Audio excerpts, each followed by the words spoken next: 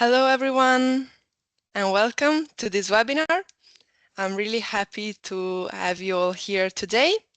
So without further ado, I'd like to quickly go through a presentation to let you know what we are going to talk about today, but most importantly, who is going to speak today. So of course, we are here to talk about what's new in PSILCA 4.0, our social LCA database. But before going into that, before leaving the floor to our experts, I would like to present ourselves. So my name is Chiara De Grandis. I'm a sustainability consultant, and I also take care of communications within GreenDelta. For those who don't know, GreenDelta is the developer of OpenLCA and also of PSILCA. And today with me, I have my fantastic colleagues Ashrakat and Shravya. They are also sustainability consultants in GreenDelta. And most importantly, they are in the team that works on PSILCA. So who better than them to show you the updates of this database? So we'll go through an introduction of PSILCA, we will talk about the updates of PSILCA, and of course, we'll have enough time at the end for a Q&A session, so we'll be able to answer all of your questions. On this note, please feel free and actually do write your questions in the Q&A section here in Teams, so we can read all of them.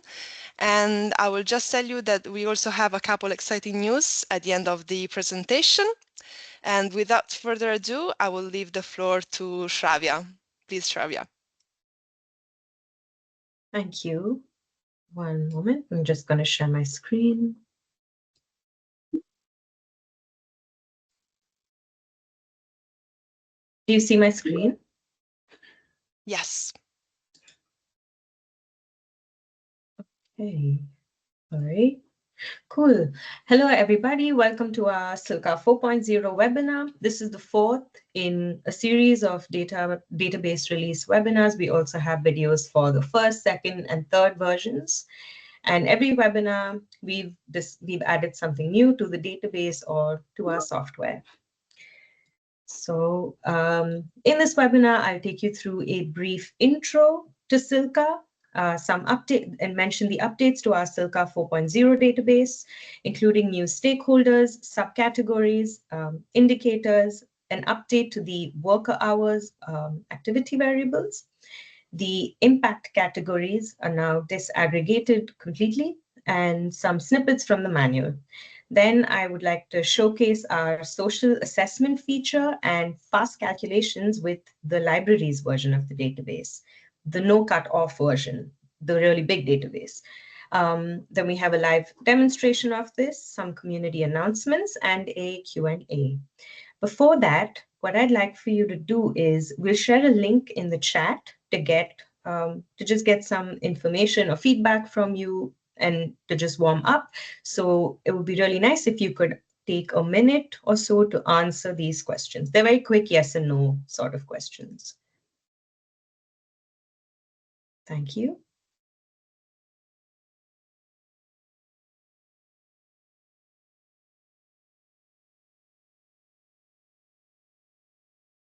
So just simple questions like, have you used PSILCA? Do you perform social LCA studies with or without databases? Do you use what activity variables do you use? Have you ever tried the social assessment feature? And would you like to attend a public training with us? Because yeah, we've been thinking of hosting one, but we're not sure how the demand would be. So maybe you can let us know if this is something interesting to you.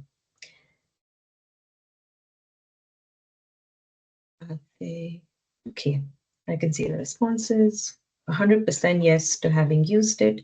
I do hope then that you won't mind the quick introduction to PSILCA and social LCA. Okay. Okay, we have one person that's never used PSILCA. I think the introduction is worth it.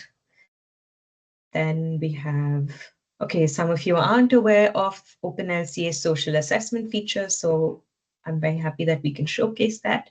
And some of you would like to attend the training. That's great to know. We'll keep the responses coming, and maybe we can share it again when more people join.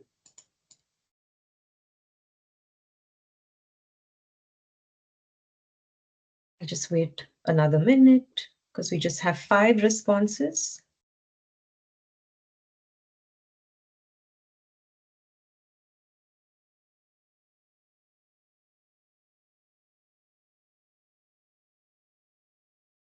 Okay, then I will continue. So Ashrakat and I are representing our team, the rest of our team behind the PSILCA 4.0 updates, including Andreas, Mikhail, Kirill, Luai, and Aurelia. So I'll go over a bit about the database, our software, and how to use the database and its various elements. So PSILCA, which stands for Product Social Lifecycle Impact Assessment Database, is a database for assessing social impacts related to a product, service, or organization over the entire life cycle, and is meant to serve as a background database for your own studies. It's initiated and developed and maintained by GreenDelta since 2014. And in the future, we would now we're thinking about developing web tools with the PSILCA database. So this is where you can find the database for download on Nexus. You can access the link here, or just Google PSILCA Nexus and you'll find the database and the different versions, and it's explained what each version is and how much it costs, and you can decide for yourself what's worth it for your organization. And we developed PSILCA for the free and open source software OpenLCA, which is free to download, has an intuitive UI, I would say, and we have a free, highly developed manual and many free resources to get you started. We also have the Ask OpenLCA forum to help you navigate issues and communicate with other users, and regular updates to keep up with the world of LCAs, including time-dependent LCAs, EPDs, using developer tools, accessing SODA for LCA datasets and EPD studies, and the collaboration server to perform collaborative LCAs. So the PSILCA database is built on the background database of EORA, which is a multi-regional input-output database based on monetary flows. And on top of this database, we have added the social indicator data with raw values, as well as an associated risk scale for each social indicator, and the worker hours activity variable. So this is what we integrate into the OpenLCA software, as well as we also have a version for CIMA Pro. Now, when developing the new indicators, we have referred to the guidelines for social LCA of products, as well as the ISO standards. The guidelines stress a need for transparency and disclosure of data sources, assumptions, and limitations, all of which we've documented extensively in the PSILCA manual, and you can use this as reference to document your own. Additionally, we also refer to the methodological sheets, which provide specific guidance on various aspects of performing your own study, as well as detailed information on various indicators related to stakeholders, including secondary sources, descriptions, and how you can apply them. So the EORA database has 189 individual countries, represented by a total of 14,000 plus sectors, classified by industries and commodities, and they have monetary process connections. Now, a lot of what I'll show you today will be within the OpenLCA software, so you simply get used to visualizing it like that. So here is a screenshot of the processes of 2 different countries. We have Afghanistan and the UK. So in the database, you can have really detailed sectors, as we do for the UK, where you have about 1,022 sectors, or you have lesser information where, for example, in Afghanistan, where you have a harmonized 26 sector classification. So the level of detail is different for the various countries. However, we have chosen to stick with EORA because of its wide coverage. And within the database, we have added indicators that are either country-based indicators, such as unemployment rate, and these country-based indicators are applied to the entire country. So all the sectors within Afghanistan will have the same unemployment rate indicator. And we have sector-based indicators, wherein each sector indicator is different for every sector. And so you have about 14,839 values for each indicator in each country. So the indicators and their structure are defined by the UNEP CTAG guidance book. So you have the stakeholders, such as the worker. This is one example. We have 6 other stakeholders. Or you have and then you have subcategories, health and safety, for example. And then you have the indicator or sub-indicator. For example, Delhi's due to indoor air pollution. So in PSILCA, the latest version 4.0, we have 106 indicators addressing 6 stakeholder groups, and they are measured in different units such as single values, percentages, or text. I will show you a list of the indicators and you can see how they have these different units. Now, use cases for PSILCA. You can perform hotspot analysis. You can perform generic but modified calculations such as aggregation of countries or sectors. For example, the EU mining sector. And then you can perform a calculation on all of on whatever you've aggregated. Calculate and assess the social impacts of products along life cycles in combination with foreground models developed by you. So the foreground model developed by you and the background database of PSILCA. Technology assessments, adding your own activity variable or social indicators is also possible. So this is how a process would look in PSILCA. For example, so here is the cotton production in India process. This is a process I'll keep using in this video. So you have input product flow exchanges from EORA. So here, and they are all in USD. And you can see that they are from different countries and have providers by the same name. And on the output side, you have one reference of cotton India with exactly 1 USD.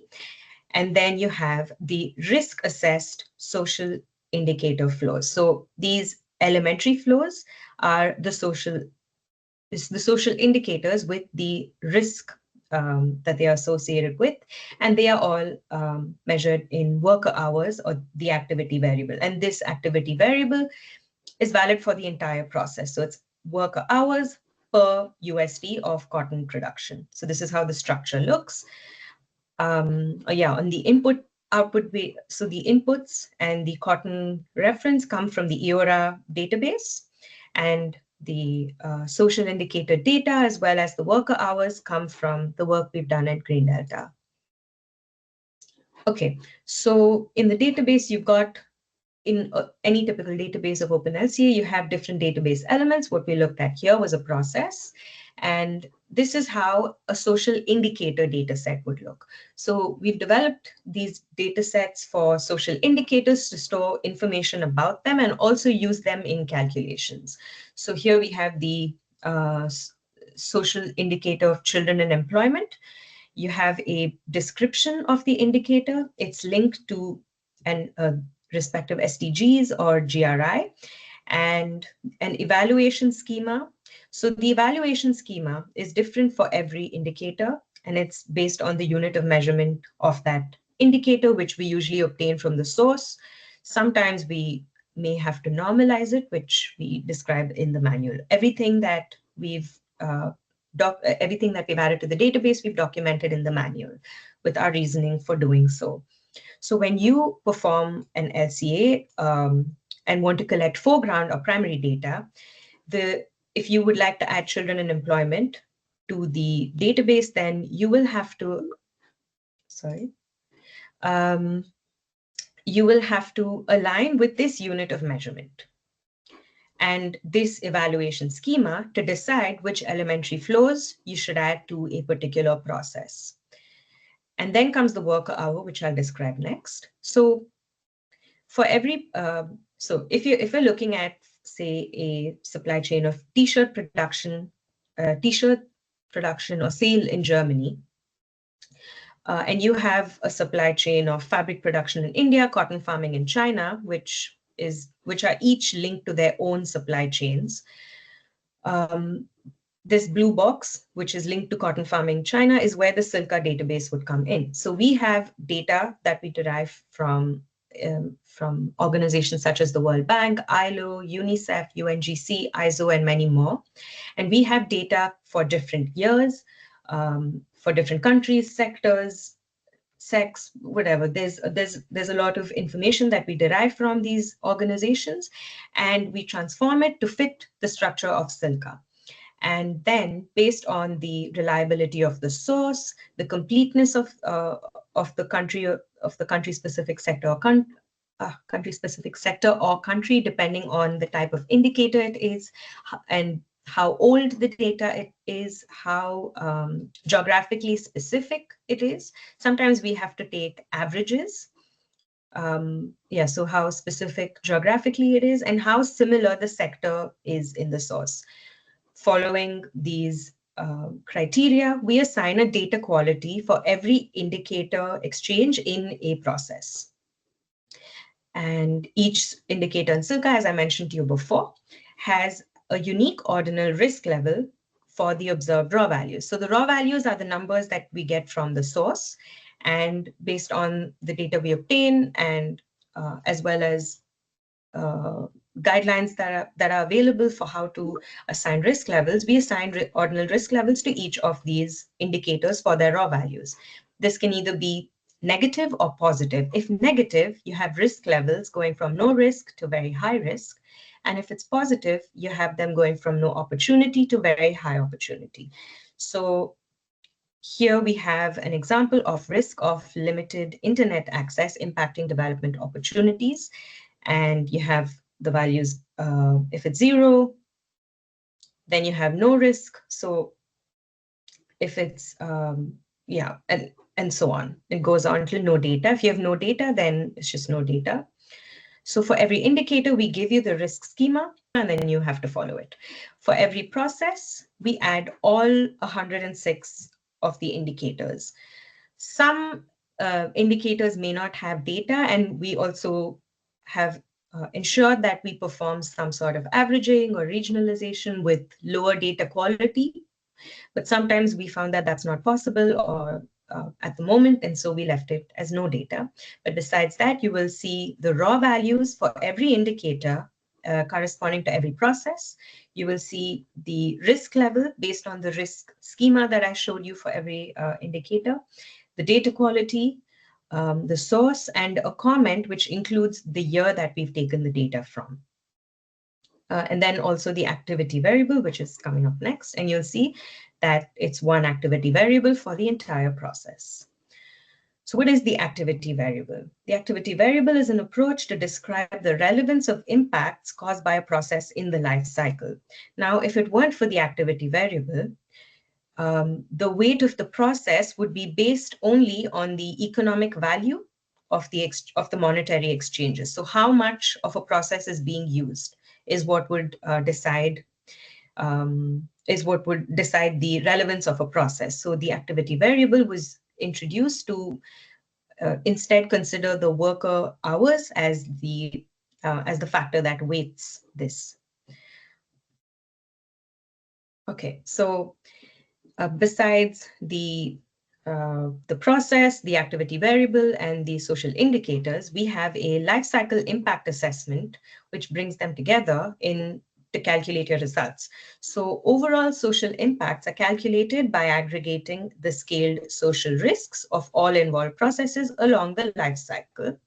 So they are scaled by price or the inputs of the various processes in the exchanges of the process you are calculating, the amount of worker hours per process, the impact factors assigned to each risk-assessed social indicator. So each one of those social indicators, which were modeled as elementary flows, have a particular impact factor, which I'll show you next. And these are all considered in the social impacts weighting method, which you can adapt as you wish. Okay, and so this is the characterization or impact factor that we've assigned to each risk level throughout the database. So if it's very low risk, you have a factor of 0.01. If it's high risk, you have 10, medium risk 1, very high risk 100, and so on. You can also see this in the database when you open the indicators and parameters section, go to impact assessment methods and impact categories. So you can open any of the impact categories and you can see which elementary flows are present and what the factors are associated with the different risk levels. The results of the social impacts weighting method are in the end in medium risk hours. So here, for example, for children in employment, you have the different risk level flows associated with 10, 0.1, 100, and they are all converted then to medium risk hours per worker hour. So the activity variables proposed by the UNEP CTAC guidelines include working hours and added value. So essentially, if you have a process that looks like cotton farming in Chile, fiber production in Brazil, t-shirt production in Italy with 2.5 USD of cotton, 2 worker hours for cotton farming, 3 worker hours for fiber production in Brazil with 1.5 USD of fiber output, and 2 worker hours for the t-shirt production in Italy to produce a 7 USD cotton shirt. And each of them are associated with different social issues. The final impact is based on the characterization factor, which comes from the risk level or risk schema for each indicator, and the share of the activity, which considers the activity variable and the monetary exchange value. This is how you'll have the impact for each social indicator. Okay, so that was a little bit about generally working with PSILCA and what it includes. And now I'll dive into our updates. So we have 43 new indicators. We have new stakeholders since version 3.11. We have consumers and children. Updated social indicators from PSILCA 3.1.1. So some of the previous indicators also have new sources since it's been a while, and reorganization of some of the default subcategories. The sources are all as reliable and recent as possible, and these are all indicated by the data quality. We have a broader country and sector coverage because we've tried to collect more data as well as perform more averaging to ensure that there are lesser non-values or zero values, and updated. So this bit means that some of the older risk level schemas and data quality were also updated based on the new data, and we've decided to completely disaggregate the impact categories. So this is just an overview of the different stakeholders and the number of indicators we have. So we have 7 for children, 2 for consumers, 18 for local community, 53 for society, 4 for value chain actors, and 23 for workers. And these are the new and reorganized subcategories for each. So for local community, we have the same. For workers, we have we haven't changed too much here as well. But for society, we've done quite some reorganization and introduced new categories. So we have gender equality and empowerment, ethical treatment of animals, education and upskilling opportunities. We have the new children stakeholder with children welfare, education, health and safety. We have consumer protection, corruption, fair competition, promoting social responsibility. And of course, if you see fit that something must be reorganized, you can easily do so within the database yourself.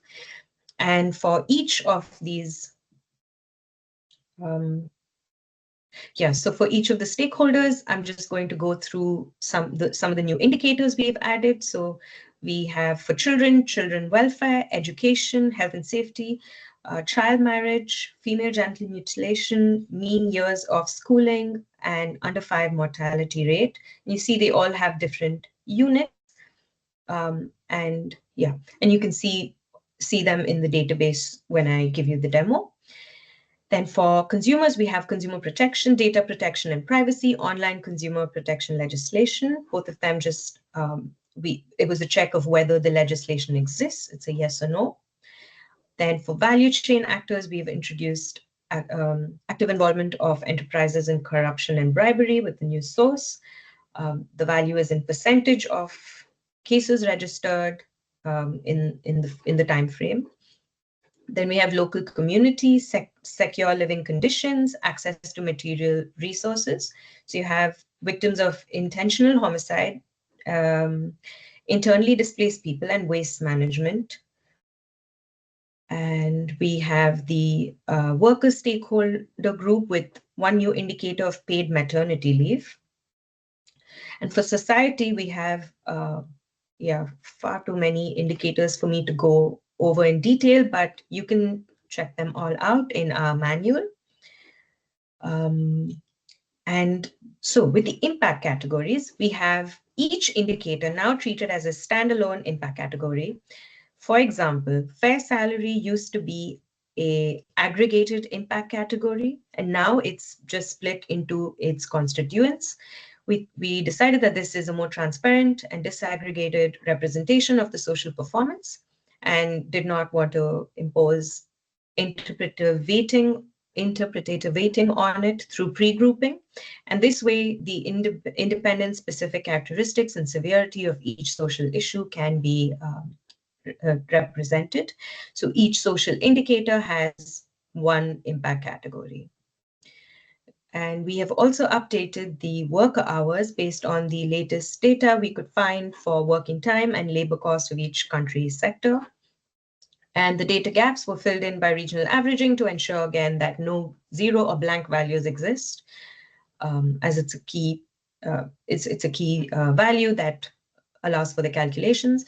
And we've made updates to the logic behind the implementation.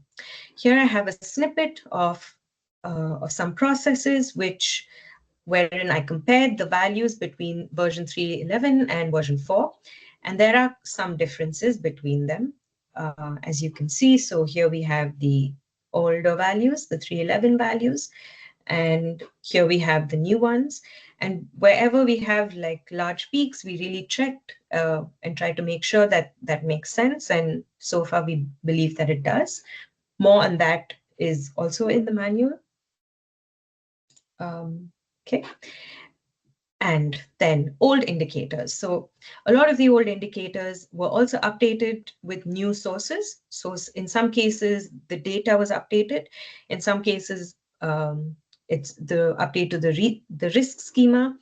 And so again, we've ran comparisons of all of the indicators, and here I've represented two, where we compared.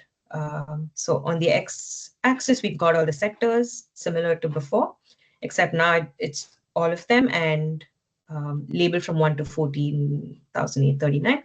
And on the y-axis, it's a ratio of the 311 to the version 4 values. And again, there are some differences which were expected.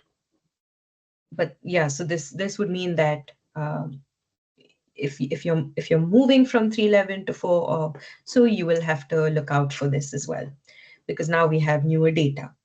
So this is for women in the sectoral labor force, which has a very new source, and the same for violation of employment laws and regulations. So here, mostly the values seem to be in line, but except for a few sectors, which is interesting. Okay, then the manual. So we have the PSILCA manual where every single indicator has been documented with as much detail as possible, as well as some introduction to how to use it on OpenLCA, comparison of the different versions that we offer. And every indicator has its links to the STG if available to the SPD and GRI. And the risk assessment schema is provided. Really, all of the details are there. And I encourage you to look into it if you want to work with PSILCA, because it's really available and you can Google it. And then we allow risk level flexibility in the software, which I will show you, but I can't demonstrate because it is kind of time consuming at the moment. Because you have access to the raw values of every indicator, you can adapt the risk levels across the database. So for example, in PSILCA 4, we have the contribution to economic development, which is a positive indicator. And it says that as default, if the value is above 25%, then you have high opportunity. But say you decide that you want it to be above 30%, you can use the script to modify that value.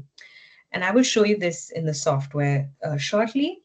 So you can adjust the risk schema as you wish, um, and then it'll apply to the entire database. So all the social aspects tab that I showed you, as well as everywhere that the elementary flows are added, will be modified to suit your new risk level, which you've decided on.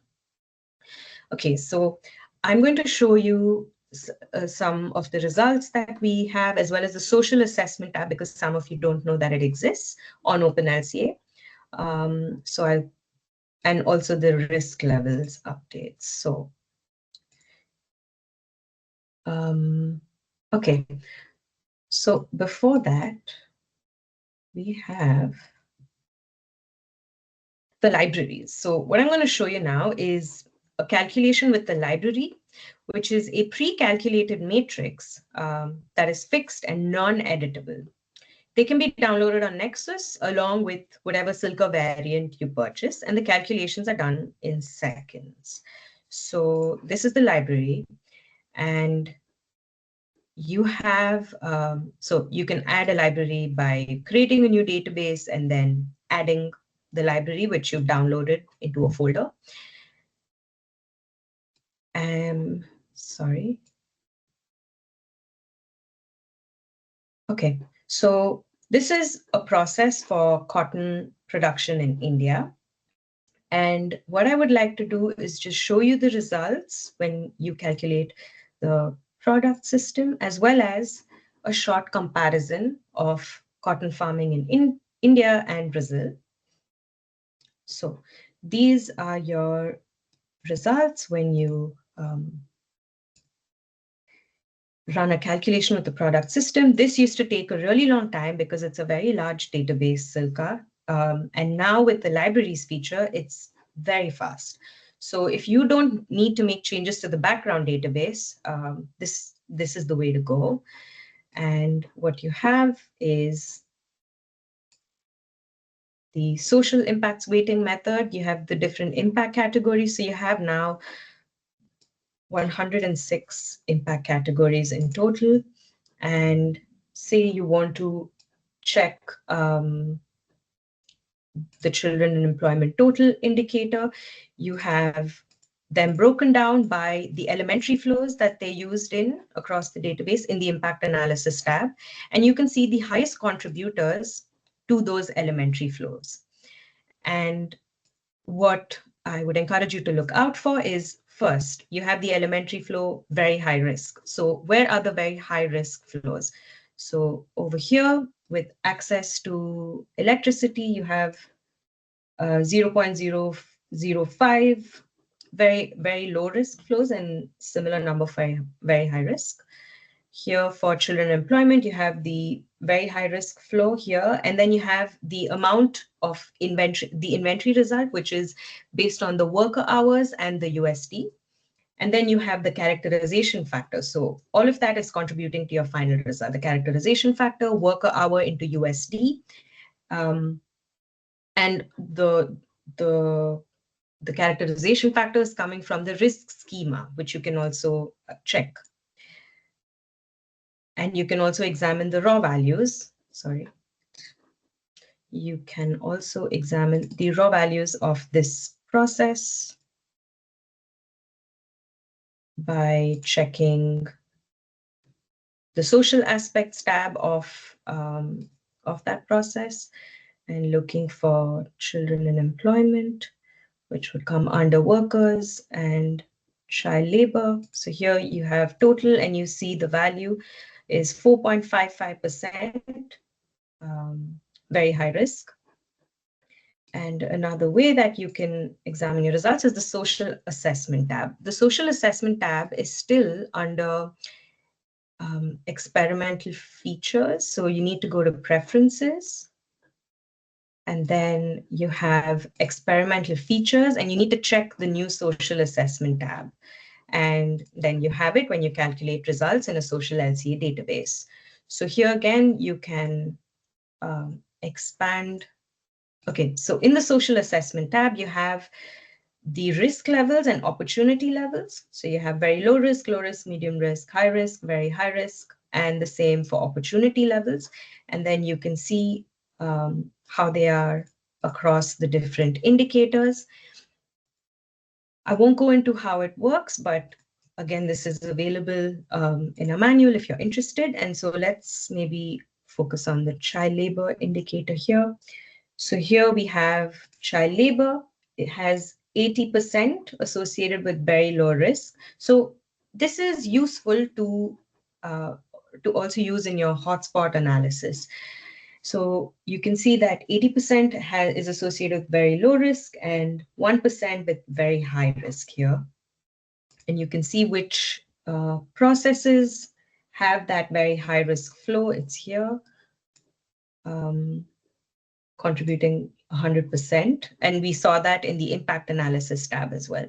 And so here you can break down each stakeholder and subcategory and then dive into each indicator to see where the hotspots are. And it uses the raw activity value here. So the activity value is aggregated, the raw value is aggregated. And here it's just a sort of counter of whether it's a counter of how many low risk, high risk, or medium risk flows exist for each of the processes. And this feature uses the social aspects tab. And so if you want to use the social assessment, you need to feed the social aspects tab. So the data comes from here because here you have the raw value, you have the risk level. So this is where the 100%, 0% is taken from, the risk values. The activity variable. So you need to feed this to get those results. And if you would like to compare different product systems, so say a particular sector or industry in different countries, you can create product systems of, so I didn't show you how to create a product system. So when you have a process and you click create product system, then you have the product systems as I have them here. And you can add these to a project to run a comparison. And yeah, and so here I have a comparison of cotton production in Brazil and India, both 1 USD. So I will use the report function to have a visual look at the results. So we have 106 indicators. So I need to just scroll down, and at the bottom here, you can pick the indicator you want to look at, and you can see which country has a higher medium risk hour value. So this calculation, along with the impact analysis, uses the social impacts weighting method, right? The social assessment does not. The social assessment has its own logic and feeds off the social aspects that we have here. Okay, so going back to the results comparison. So also access to electricity. We have in India having a higher medium risk hour value and so on. In this way, you can compare anything you like, any of the processes you like within the database. Now I'm going to quickly show you the risk adaptation feature. So you can't change the risk levels in the library database because, as I mentioned, it's a fixed and non-editable database. Sorry. Right. So if you want to change the risk levels, you need to use the non-library version of it, and then you can turn this database into a library. So details on how to do so is, again, in the manual, is also in the script. So you can, you decide the evaluation schema, no data, or no opportunity or no risk, whatever that may be, follow the same structure. And depending on what kind of ranges they are. So is it less than, greater than, less than, greater, or greater than equal to, or is it just greater than, so based on this, you can pick the different variable names here, and then you add the respective value, if it's a single value, or the range. If you have trouble with that, you can write to us as well. Now I'm going to go back to my slides. And yeah, so we have the following variants of the database. So you have the starter, professional, developer, also available on Nexus, the details of what's available. And so you have, all of them have the indicator risk levels, sources per data set, time reference per data set, except the indicator raw values are not available in the PSILCA starter pack, and the data quality is only available in the developer version. So also they all have a different cutoff. So the starter version also doesn't have the possibility to change risk levels globally because it doesn't have the indicator raw value and it's linked to the raw value. Okay, and so these are some announcements for the community. So we'd like to continue to build a community of PSILCA users as well as social LCA study practitioners. We welcome your feedback and ideas. You can write to us at PSILCA@greendelta.com and visit our website, PSILCA.net. Both of our manuals for OpenLCA as well as PSILCA are continuously maintained and improved by us, and I encourage you to look at these free resources, which will help you immensely. And also we have the opportunity for everyone, especially under-resourced organizations, to avail discounts on PSILCA when you provide some data or collaborate with value additions to it. And on the 29th of October, we have the SOCA webinar, which is a combination of the EcoInvent database and PSILCA. And finally, we have the Open LCA Conference 2026 from 21st to 23rd April, possibly with a social LCA session. And we welcome your abstracts from October 6th. Thank you very much for your attention. So thank you very, very much, Travia. I think that was really interesting. And I hope also for our listeners, but I'm sure it was. So we received some questions in the meanwhile, so I'm going to share my screen so we can go through them together. Oh, sorry. Okay. So here they are. First question, maybe Ashaka, you already answered in the chat, but the question was, which are the textile or other sector doing social LCA? How to know that? We have connected manufacturer and exporters, but how becomes known which organization do this? Also, I want to know the project costs. Yeah, I saw you already answered, but if you want to add something. Maybe if the person who asked this question, they could elaborate more what they want, because I didn't fully grasp the full question, but yeah. Mm-hmm. So, okay, so whoever answered this, made this question, if he or she wants to write something more in the chat, maybe we can go through it better. So in the meanwhile, maybe we can skip at the second question.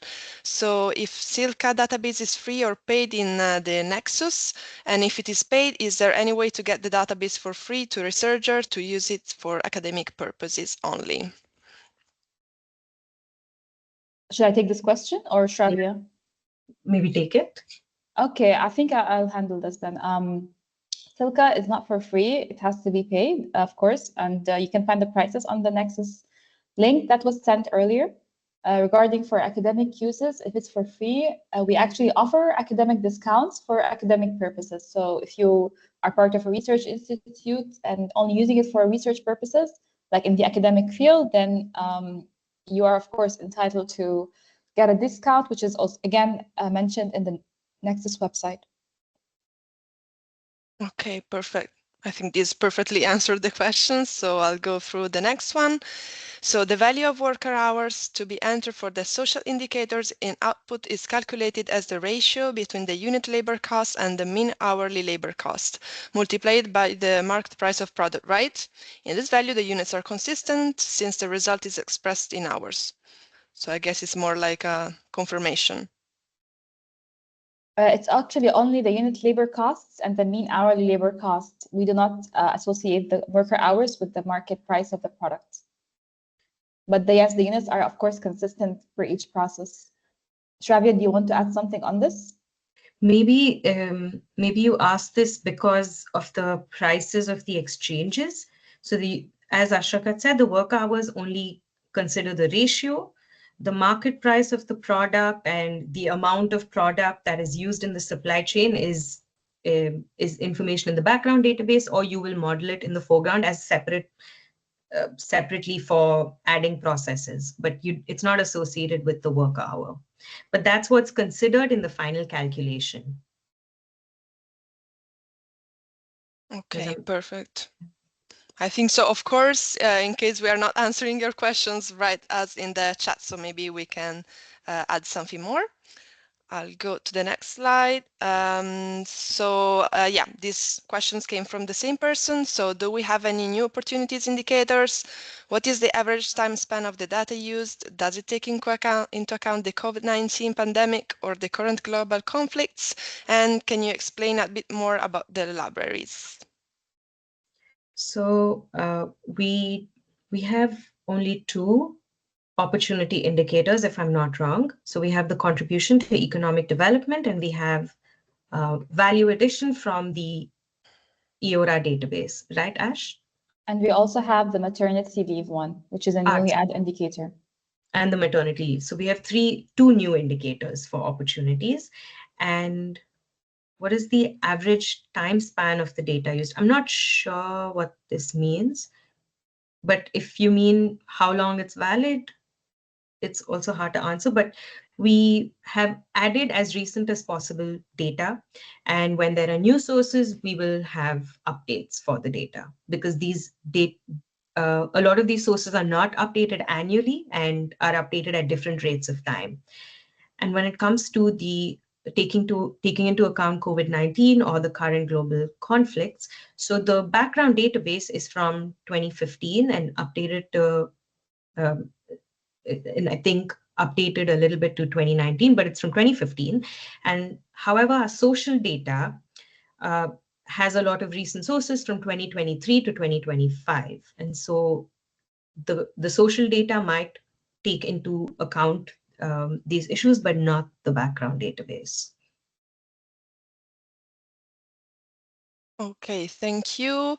And maybe about the libraries, I don't know if you want to say a couple words. Otherwise, I start saying that we also have a YouTube video about libraries. You can find them in the YouTube channel that Ashrakat sent before in the chat, if I'm not mistaken. But again, I don't know if you want to add something on this.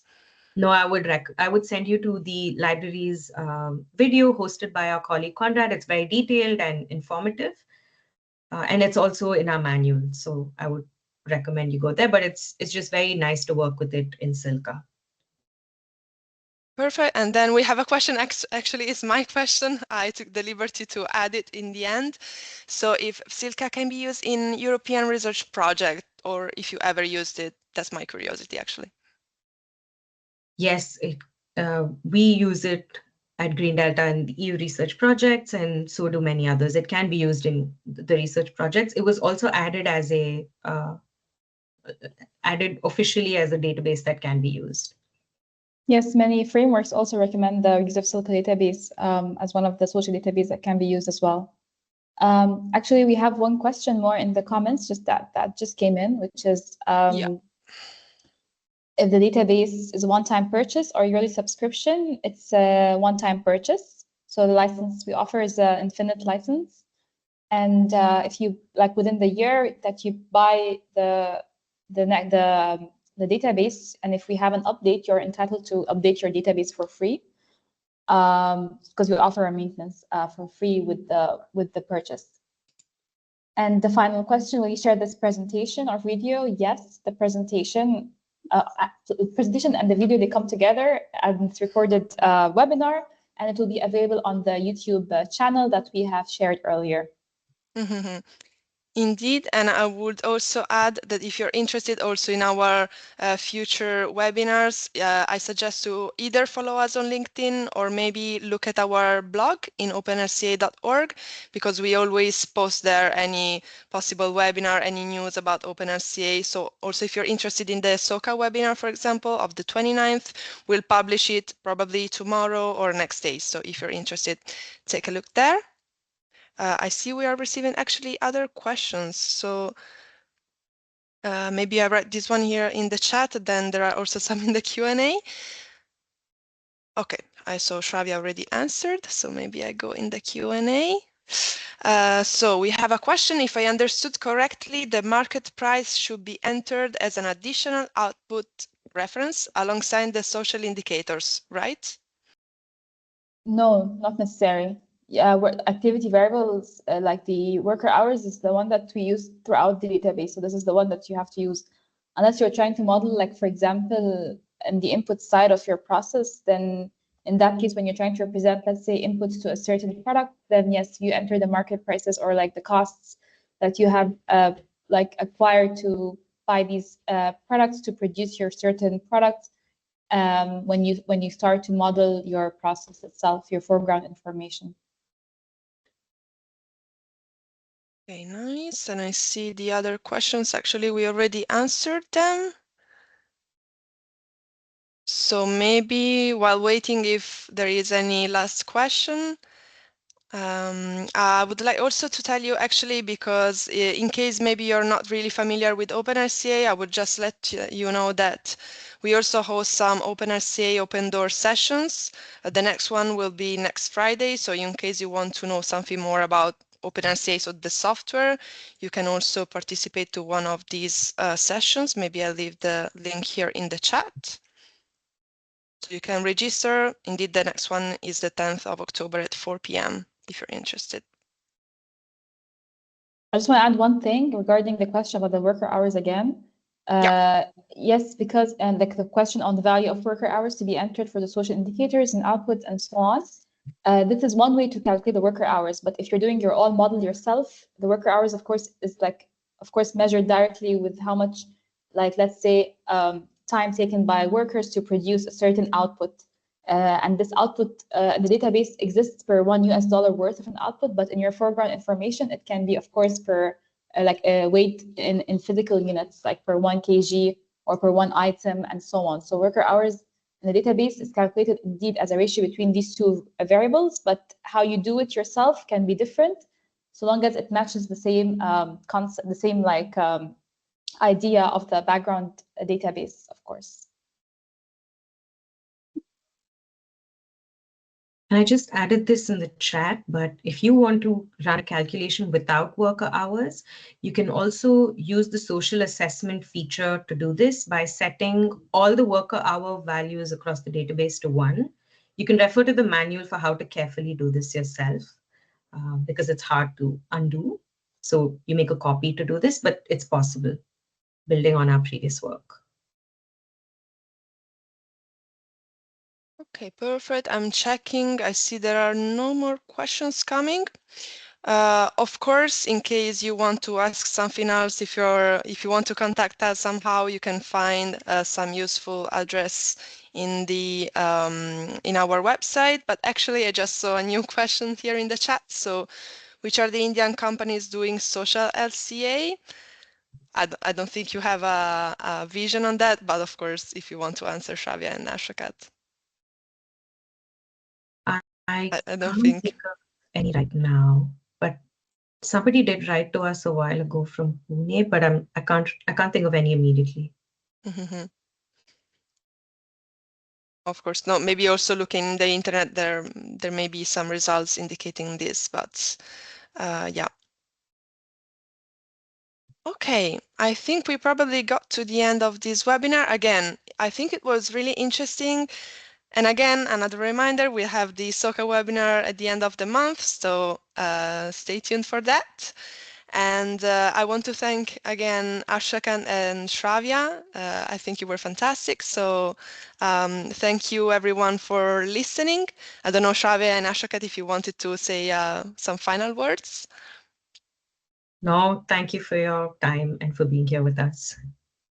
Yes, thank you all. Thank you so much. And you will find the video on YouTube. So have a nice day, everyone, and see you hopefully at the next webinar. Bye-bye. Bye.